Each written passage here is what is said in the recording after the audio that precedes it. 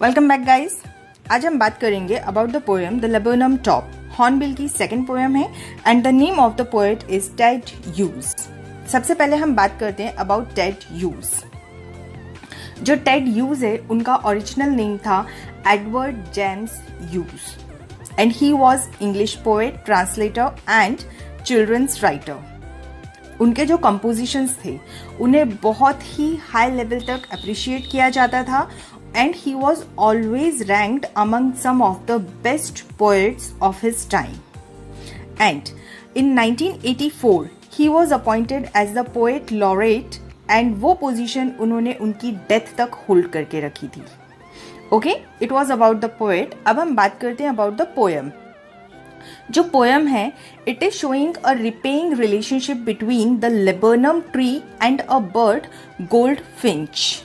इन दोनों के बीच की रिलेशनशिप कुछ ऐसी है कि जो ट्री है वो कम्प्लीटली साइलेंट होता है और डेथ लाइक मूवमेंट में होता है, मतलब उसके ऊपर बिल्कुल कोई भी आहट भी नहीं होती है। फिर गोल्डफिंच आती है जिससे उसमें एक लाइवलीनेस आ जाती है और फिर गोल्डफिंच जब वापस चली जाती है तो फिर से जो पेड़ है वो फिर से एक डेथ लाइक सिचुएशन में आ जाता है। Okay, it was the core theme of the poem. अब हम स्टार्ट करते हैं with the explanation of poem. Poem की स्टार्टिंग की 3 लाइन्स देखिए, ये हमें साइलेंट लेबनम ट्री के बारे में बता रही हैं। जो पोएट हैं वो हमें बताना चाह रहे हैं he is talking about the September afternoon, जबकि चारों तरफ सनलाइट थी, सब कुछ येलो येलो था और जो लेबनम ट्री है उसकी लीव्स भी येलो हो चुकी थी और उसके मोस्ट ऑफ द सीड्स झड़ गए थे और जो पेड़ था वो कंप्लीटली साइलेंट था और उसके ऊपर बिल्कुल भी कोई मूवमेंट नहीं हो रहा था। You can read the lines, आपको बहुत इजीली समझ में आएगा। The laburnum top is silent quite still in the afternoon yellow September sunlight, a few leaves yellowing, all its seeds fallen. आ गया समझ में? अब हम बात करते हैं अबाउट द लेबनम है क्या। लेबनम एक छोटा सा ट्री है जिसमें बहुत सारी ब्रांचेस हैं और उसके जो फ्लावर्स हैं वो येलो कलर के फ्लावर्स हैं और उसके जो सीड्स होते हैं, जो बीज होते हैं, वो पॉइजनस होते हैं, जो कि हमें पोएट ने बताया कि वो झड़ चुके हैं।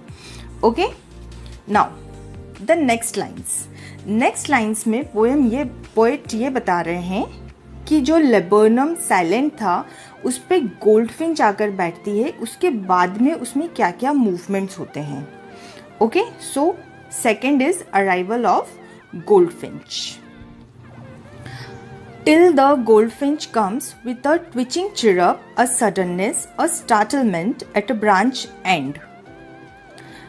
फिर उस पर एक गोल्डफिंच आकर बैठती है और जब वो आकर बैठती है तो वो एक चिरप साउंड के साथ आती है और जैसे ही वो वहां पर आती है तो जो पूरा का पूरा पेड़ है उसमें एक स्टार्टलमेंट आ जाता है, मतलब उसमें एक मूवमेंट आ जाती है, उसमें एक चेंज आ जाता है, एक सडन चेंज आ जाता है उसके ब्रांचेस में, क्योंकि जो गोल्डफिंच आती है वो अपने यंग वंस को, मतलब अपने बच्चों को साथ में लेकर आती है।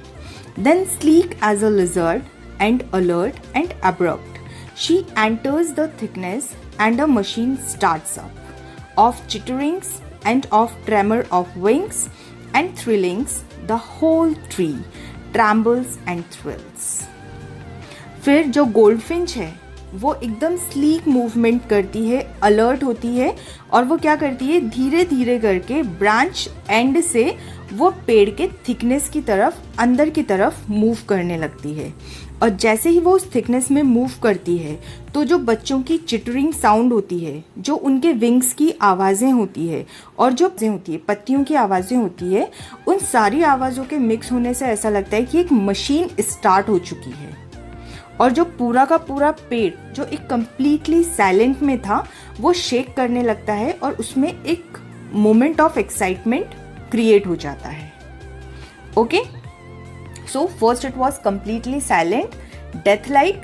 अब जैसे ही उस पर गोल्डफिंच आकर बैठी है तो it geared up as a machine और उसमें एक थ्रिलिंग एक्साइटमेंट क्रिएट हो गया। ओके, अब हम देखते हैं many new words are used here, so you can see the meaning. First of all goldfinch, ये एक छोटा सा सिंगिंग बर्ड है जिसके येलो फीदर्स होते हैं.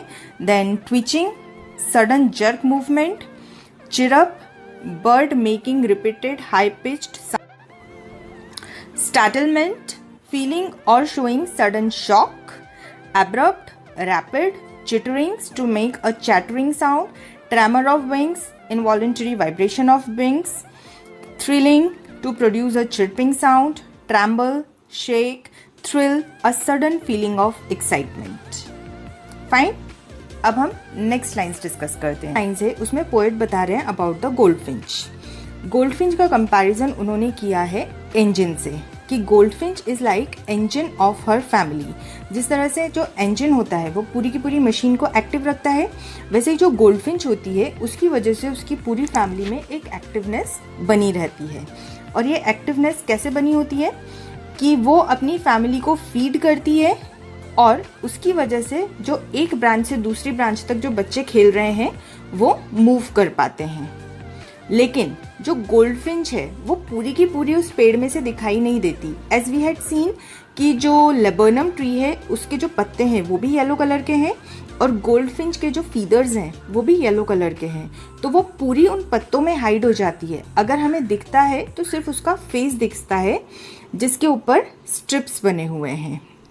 Okay, so it is the goldfinch जो पोएट ने हमें डिफाइन की है.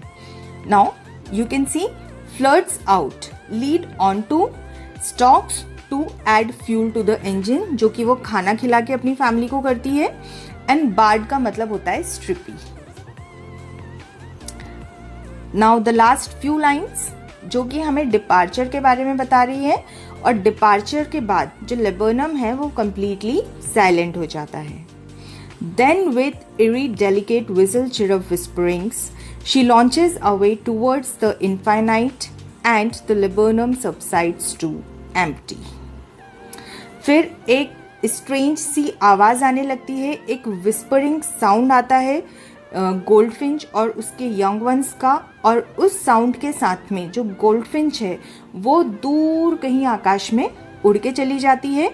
और जो लेबर्नम था वो फिर से जैसे हमें इनिशियल स्टेट में बताया गया था completely silent and death like, वो फिर से उतना ही अलोन हो जाता है.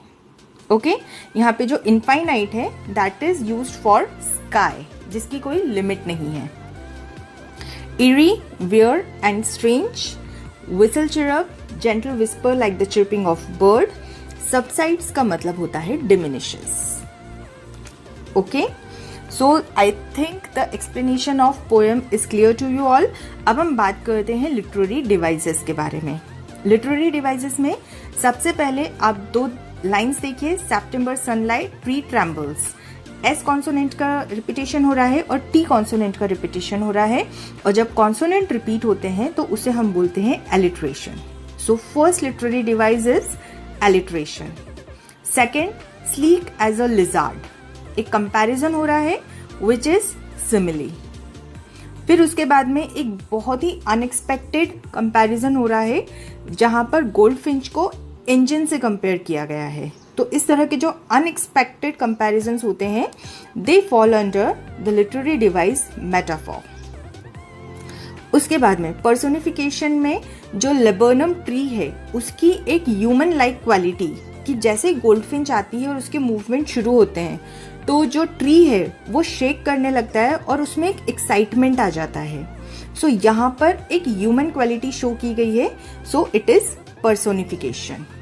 और लास्ट लाइन में आप देख सकते हैं हर बार्ड फेस आइडेंटिटी मास्क, मतलब यहाँ पर एक एडवर्ब को नाउन में कन्वर्ट किया गया है and such type of literary device is transferred epithet. Okay, I think the concept of poem, literary devices, everything is clear. If you still have any doubts, you can drop down in the comment section. I'll try to clear your doubts. Okay? And don't forget to like, share and subscribe. Escape the ordinary. Keep watching. Stay home. Take good care of yourself. Bye-bye.